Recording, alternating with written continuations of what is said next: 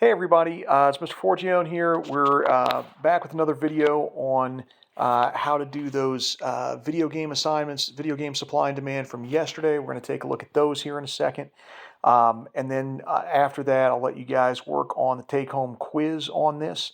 I am trying to get the take-home test from last week, trying to get those into Skyward. If you haven't gotten those in, please, please, please make sure you get those in. If I don't get them by basically by the end of the day, today, Friday afternoon, I got to put them in as a zero, guys. I'm sorry, it's a week behind at this point. So please make sure you get those into me, and we'll kind of go from there. Now, you may be asking yourself at this point, why is he spending so much time on the supply and demand? Because there's a lot of stuff on both AP and Cambridge on supply and demand. So I want to make sure we get this down. And then next week, we're going to jump into elasticity of demand, which is a little bit more depth on just the demand curve and the concept of buying items. Now, one thing also, I'm starting to feel a little better for sure. If the cardiologist gives me the okay, I could be back by next Friday, by the end of next week. So we'll see how that goes. Hopefully, we'll get the okay and kind of go from there. So we're still waiting on some things, but that's the goal anyway. Is hopefully get back by the end of next week. Okay, so real quick, let me show you what we're working with here. There's only 4 possible options when we do multiple shifts. And you can see I've drawn the original curve for each, the original supply and demand in blue, and then I've got the new one in red for each of these. Okay, these are all multiple shift situations here. We've got, again, this first one, we can see this is right. So this is both an increase in supply and an increase in demand. And what we can see when both supply and demand go up, the quantity is going to increase. The price is going to be ambiguous or indeterminate, however you want to say that. Okay, so it's the quantity that's impacted when both supply and demand increase. And that makes sense because, again, the quantity is going to follow the curve. Demand increases, quantity goes up. Supply increases, quantity goes up. The second one here, exact opposite. Now supply goes down, demand goes down. They both shift to the left. Price is ambiguous. The quantity goes down. So just the exact opposite. So again, this first one here is a situation where both curves increase. Here, both curves decrease. And then we've got the third option. This is where our demand is going to increase, but our supply is going to decrease. So we've got one increasing, one decreasing. So in this case here, where we've got demand increasing, supply decreasing, if we take a look at this, it's the quantity that's ambiguous. The price is going to be an increase. We see the price increasing here. And again, that makes sense because with a demand increase, price goes up. With a supply decrease, price goes up. So it's the price that's going up, it's the quantity that's ambiguous. And then last but not least, the fourth one here, now we've got a supply increase but a demand decrease. Again, quantity is ambiguous, the price has gone down, and that makes sense. When demand goes down, the price goes down to try to get people to buy the item. And then over here, when our supply has increased, there's more of the item, and so sellers are going to have to lower the price again to attract people to buy a particular item. So the price has gone down. So let's take a look and see which of these 4 graphs each of these correspond to, because basically once you know those graphs, it almost turns into a multiple choice situation. You've only got 4 possible options. The demand and supply increase, demand and supply decrease, demand increase with supply decrease, or demand decrease with supply increase. That's pretty much what you got. So let's take a look here. The first one, it says cost of programming software. As soon as I see cost, I know that's supply. Cost goes down, that means supply goes up. And then price of movie tickets. Well, movie tickets are, in what I was looking at here, is movie tickets would be a substitute. You're probably not both playing video games and going to the movies, although you could, I guess, at the movie theater. They do have some arcade games. I was thinking of it in terms of substitute, but certainly if I give you something like this on a take-home, I'll try to make that as clear as possible. So I was looking here, price of a substitute. So again, cost goes down, supply goes up. Price of a substitute goes up, demand goes up, okay? So this is going to be both a supply increase and a demand increase we're looking at this first graph here. We're looking at an ambiguous price with an increase in quantity. So that's the correct answer for number 1. Number 2, 2 video game producers go out of business. Okay, that's supply decrease. If 2 producers go out of business, fewer video games. And then the price of consoles go down. Where consoles and games, those are going to be complements for one another. So if the price of a console goes down, the demand for the consoles is going to go up, and the demand for the games themselves is going to go up. So this is supply down, but demand up. So let's take a look. This is going to be that third one here, supply down, but demand up. We're going to see a price increase with an ambiguous quantity. All right, next up, we've got number 3, a tax is placed on video games. Well, as soon as I see taxes, I know that's supply, and I know that's supply going down. That's a supply decrease.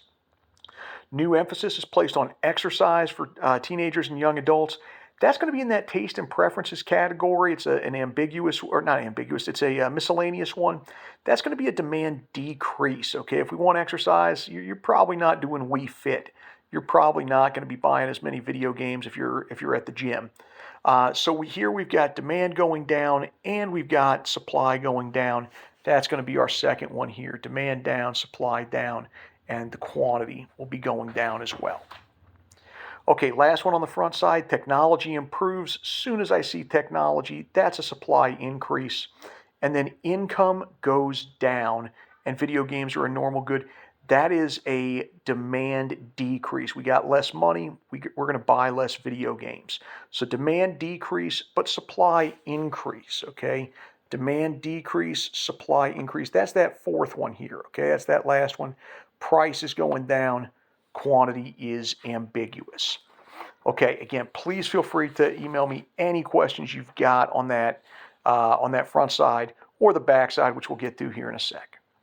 Okay, next one, it says both producers and consumers expect the price of video games to go up in the near future. All right, if consumers think the price is going up, they're like, oh, we got to get that now. So demand would go up. But if producers think the price of video games is going up in the future, they go the opposite direction. They go, no, we got to wait. We want to wait and sell those games once the price goes up. So now you've got a demand increase with a supply decrease, because again, we're talking about the right now. So let's see, demand increase, but supply decrease. That's that third one. Price is going up, quantity is ambiguous. All right, let's see here, number 6. Population of teenagers goes up. Well, that's demand going up. More teenagers, more video games. So demand goes up. Regulation is removed. Regulation goes down. Supply is going up. So this is an increase. Both demand and supply are both going to go up. So we're back to that front one. We're back to number 1 here. So increase on demand, increase on supply, increase on quantity, and it's the price that's ambiguous. Okay, 2 more here. Number 7, income is decreasing. So we have less money, and video games are an inferior good. Okay, so now the video games are the cheaper option. And so we have less money. We want the cheaper option. This is a demand increase. So we've kind of flipped the script from the front side a little bit. We've changed video games from a normal good to an inferior, and that could be the case depending on what we're comparing it to. If you're comparing video games to, to say what we talked about earlier, either movie tickets, or if we're, comparing it to eating at a restaurant these days or something like that, certainly video games could be the inferior good. They could be considered cheaper forms of entertainment. So here, you're going to have a demand increase, and at the same time, the cost of shipping video games goes up. Okay, cost goes up, supply goes down. So we got supply down with demand up. Here's supply down, here's demand up. It's that third one. Price is going to increase, and our quantity is ambiguous. Okay, last but not least here, number 8, technology increases, that's supply up. Price of extra controller goes up. Those are complements. That's demand down. So supply up, demand down. That's going to be this one here, that last one. Supply up, demand down. I know some of you are still getting tripped up a little bit on this. That's a supply up. Yes, that's a supply increase shifting to the right. So supply up, demand down, price is going down, the quantity is ambiguous. Okay, let me show you one other thing real quick. And like I said, if you have questions, please feel free to email me on there. I haven't really gotten too much in the way of emails on specific questions or anything like that, but please feel free. One other thing I want to show you real quick, because there are a couple of little variants that could come up on an AP or a Cambridge test in dealing with these shifts.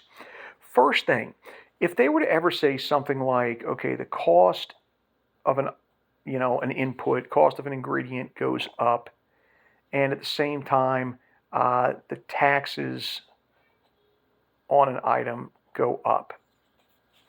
They don't do this often, but once in a while I've seen this sort of trick question. Cost goes up and taxes go up. Why is this a trick question? I'll give you 10 seconds to see if you can figure out why this is a trick question.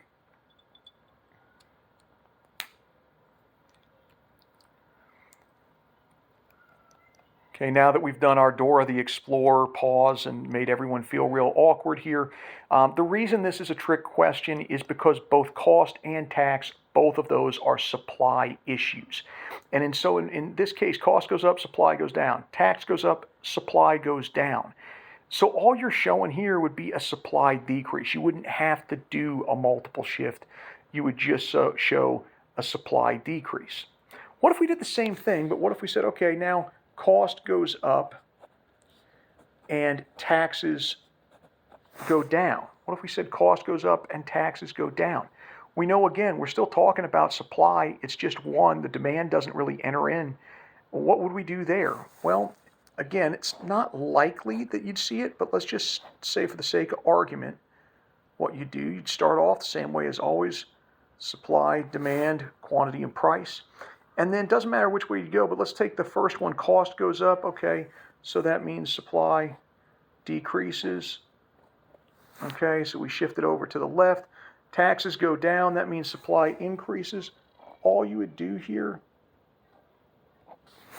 is just draw a little something like that. You'd show the shift, and then you just have a little arrow going, all right, it went that way, now it went back. Okay, so that's pretty much the main trick question that they could ask. One last thing, one other possibility for a trick question. You don't see this very often, but once in a while they have shown it, particularly on AP. You don't see this near as much on Cambridge, but on AP you do see this particular one.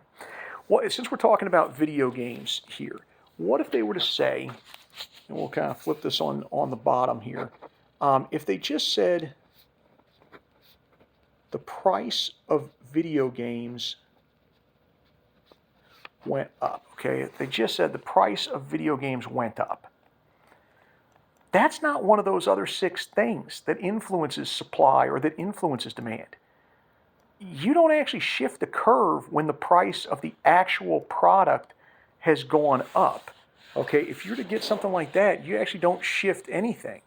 You could either just say, hey, that's just a movement. There's no shift, because price of complements didn't change. The price of a substitute didn't change. The cost didn't change. The income or technology didn't change. You're just likely to have a surplus or a shortage if the price of video games went up. So you could just put movement. If you ever wanted to draw that, all you would do, if you do get that sort of trick question, you start at equilibrium.